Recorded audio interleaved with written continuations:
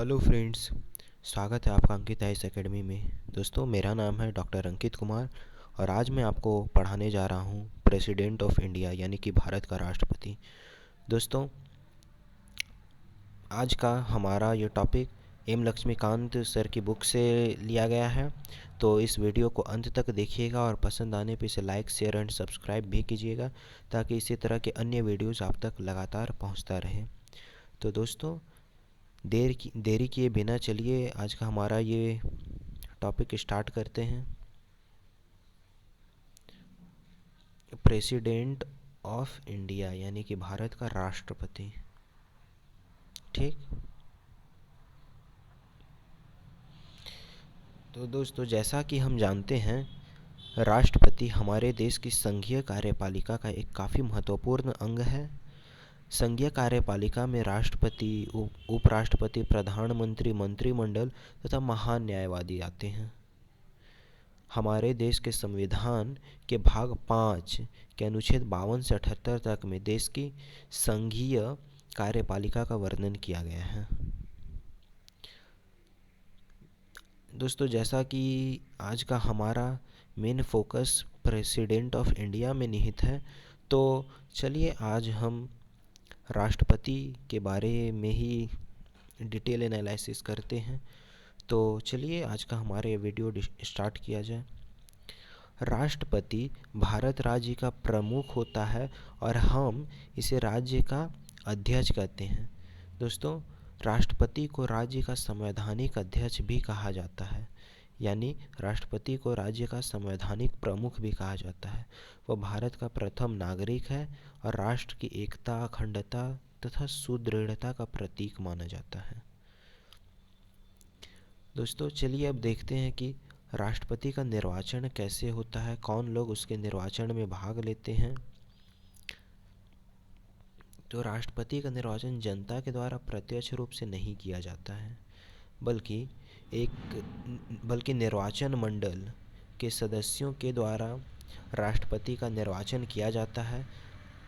अब निर्वाचन मंडल के सदस्यों में से कौन से सदस्य आते हैं, इसे जानना काफ़ी ज़रूरी है।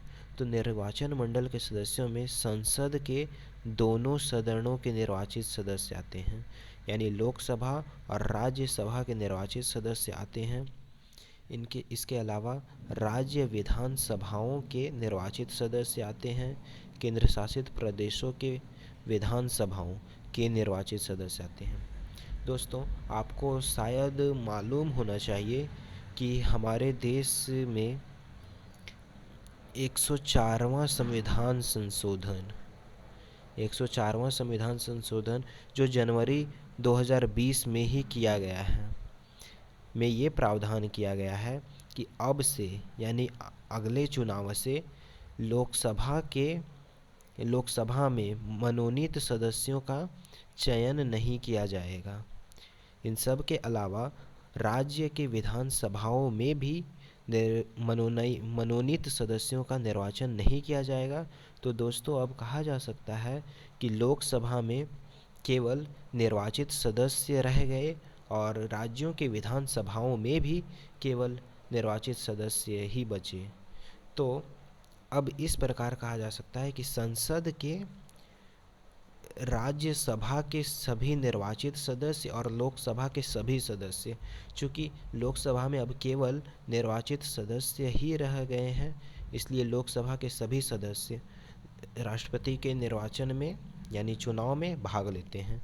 इन सब के अलावा राज्य विधानसभाओं के भी सभी सदस्य राष्ट्रपति के चुनाव में भाग लेते हैं। ठीक है, तो अब देखते हैं कि राष्ट्रपति के चुनाव में कौन कौन से सदस्य भाग नहीं लेते हैं। इस प्रकार संसद के ऊपरी सदन यानी राज्यसभा के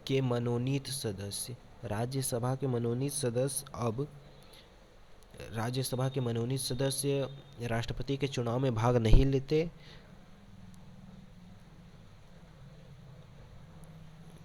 ठीक है,